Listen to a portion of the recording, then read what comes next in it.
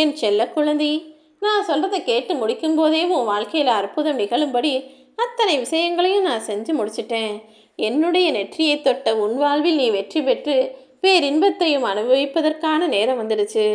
ஒரு கணம் நீ நினச்சினா அந்த ஒரு நாளையே சந்தோஷமானதாக வாழ முடியும்.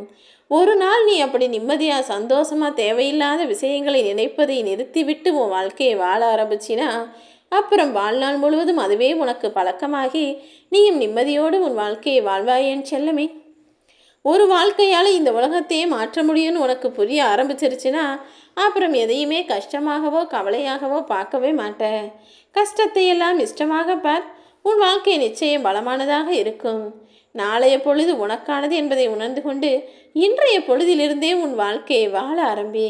நாளைய நாள் உனக்கான வாழ்க்கையை ஜெயிப்பதற்கான நாளாக இருக்கும். பேரின்ப பேரதிர்ஷ்டம்னா என்னன்னு நீ பார்த்திருக்கவே